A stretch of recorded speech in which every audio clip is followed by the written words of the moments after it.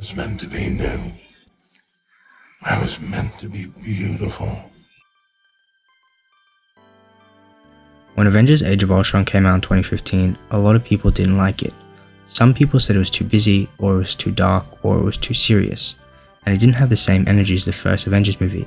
But I think that fact that it didn't have the same energy is what made it so good. It was unique and it was different and it was raw.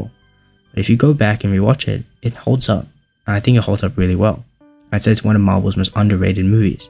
It's smart, it's emotional, and it's a lot deeper than we gave it credit for at the time. Age of Ultron deserves way more attention than it's been given. It showed us what it meant to be a hero, the toll it takes on your characters. It built the future for the MCU, and how it gave us some of the most human moments in the entire series. By this point in the story, the Avengers aren't the same people they were in the first movie. They've seen destruction, death, and loss, and it's starting to wear them down. Tony's haunted by the idea that he can't protect everybody. He's obsessed with trying to keep the world safe, no matter the cost, and that fear is what leads him to create Ultron. Steve is struggling with finding his place in the modern world. He's a soldier without a war, and he's trying to figure out what peace even means. Natasha is wrestling with guilt from her past. Bruce is terrified of his own power. Everyone's carrying something in this movie. Age of Ultron isn't about fighting robots. It's about being a hero, and how that can break you on the inside. And the way Ultron is created is a result of Tony's breaking, his fear and his ego taking over, making it even more personal. It's not some villain who shows up out of nowhere. Ultron is literally the Avengers' worst traits turned into a living thing. Ultron isn't your usual take over the world bad guy. He's not evil for the sake of being evil. He honestly thinks he's helping. Ultron in some sort of weird way is very human, and like many of us, he's born and begins to look at the world around him and what resources are available to him, from history and around the world, books and war and video and anything. He draws his own conclusions.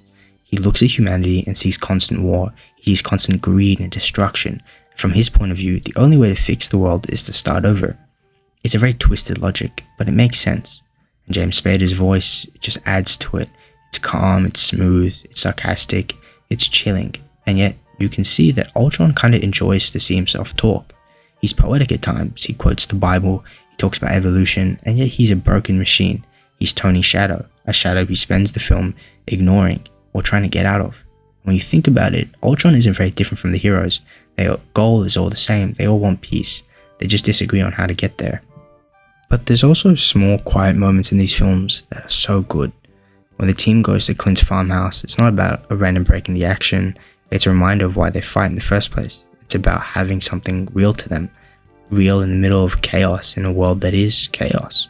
It's also where we see the tension and trust slowly deteriorate. Tony and Steve argue about what's right and what's wrong, and Natasha opens up about feeling broken. Thor, who is confident, usually starts worrying about what's coming up. And then there's the Mjolnir scene, pure gold. But what's funny is that it tells you so much about their characters. The way Cap almost lifts the hammer, you can feel the respect in Thor's face, and that moment builds so much for what you see later in Endgame.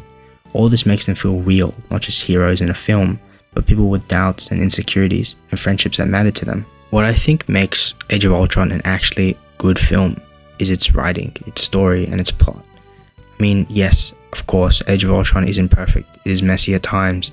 There's always a lot going on. Some subplots don't land as smoothly as they could have, and there's a few weird scenes here and there. But you know what? That also makes it interesting. It's ambitious. It tries to talk about creation, control, and fear, what it means to protect the world. Plots that you don't see in superhero films, deep and actually real grounded areas of the world that we see today. Ultron himself says it best. Everyone creates things they dread. Tony creates Ultron because he's scared of failure. The Avengers fight Ultron because they're scared of change. And Ultron tries to destroy the world because he's scared of imperfection. It all is fear. Fear is driving every choice. And that's deeper than most superhero movies even try to go. And at the end, with Ultron and Vision talking about humanity, it's pure poetry. Vision says a thing isn't beautiful because it lasts. That line alone sums up the whole movie. It's about accepting that nothing is perfect and that that's okay. Age of Ultron wasn't the easiest Marvel film to digest, and it wasn't the easiest film to get behind when it came out. But now looking back, it feels smarter and more emotional and way more important than people remember.